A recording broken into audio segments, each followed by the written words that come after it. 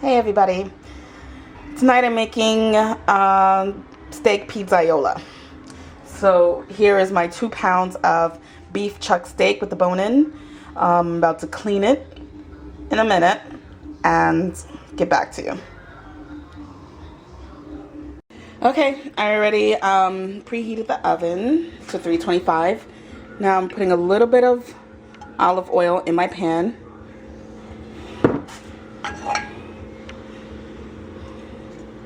My pot, really. Unfortunately, I need to upgrade my whole cooking gear, really. And I will. Alright. Put the heat on. It's at medium. Let that heat up nicely.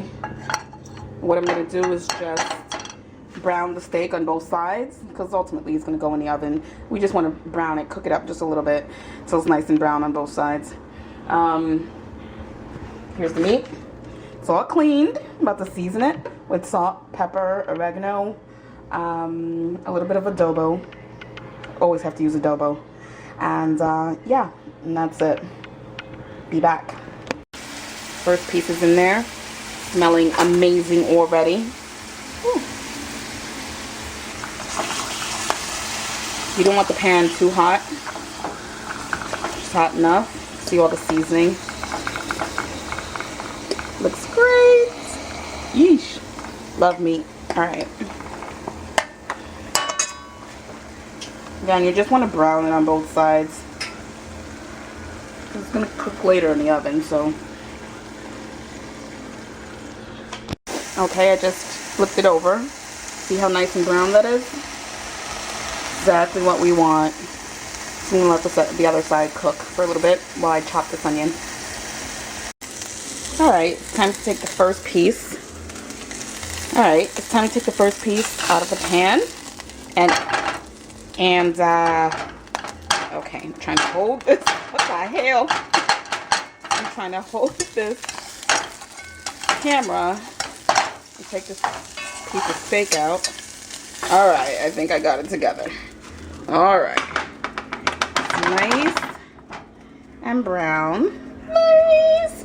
Again, it's just supposed to be brown. I may have cooked it a little bit too much, but that's okay. Because again, it's going to cook in the oven. Right? That still looks like it has a good amount of oil in it. Don't want to OD. Let me take this second piece. Put it in here.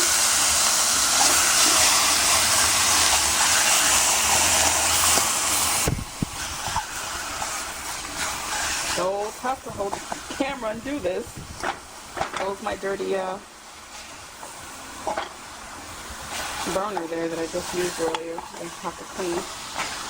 Now, according to this lady on the Martha Stewart website who made this, she said she preferred the steak with the bone in because it provides a lot of flavor. So it gives the meat a lot of flavor. So I went with it. Ultimately, when it cooks, the meat is gonna fall off the bone. So you don't have to be worried about it. You can cut off whatever doesn't fall off, but yeah, it's supposed to be really tasty and really flavorful, so I can't wait.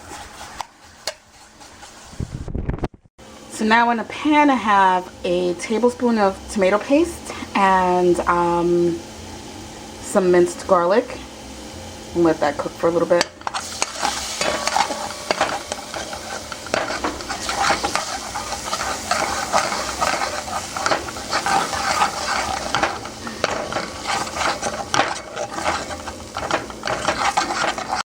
So I just put in a can of diced tomatoes, basil, garlic, and oregano flavor.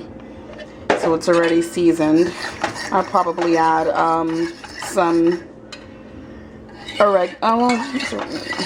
So I just put in 14 ounce. I'm going to put a second can in here, but 14. So I just put in a 14.5 ounce can of diced tomatoes. It's the basil, oregano, and garlic flavor. Just gonna heat that up a little bit. It's already cooked, so it doesn't really need to cook any longer. I'm gonna put a second can in of of the diced tomatoes here. I just added some of the fresh onions that I chopped up and a little bit more oregano. Give it some extra flavor. Now what you want to do is take your fork and just mash the tomatoes. Just go around and just mash it down. Mash it.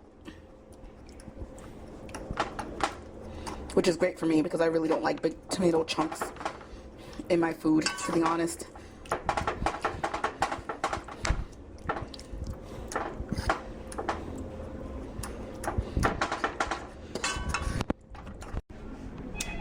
Now, there's my cell phone.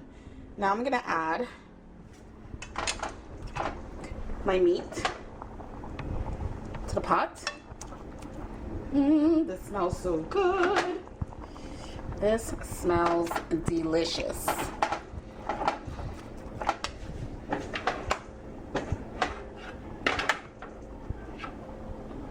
This smells amazing.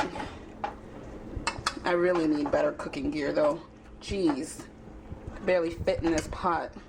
But anyway, I'm gonna get it all pretty in here before putting it in the oven.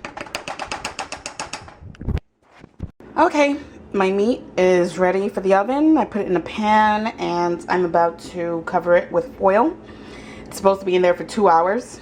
I'll be checking it every 3 minutes. Again, the oven was preheated to 325 degrees.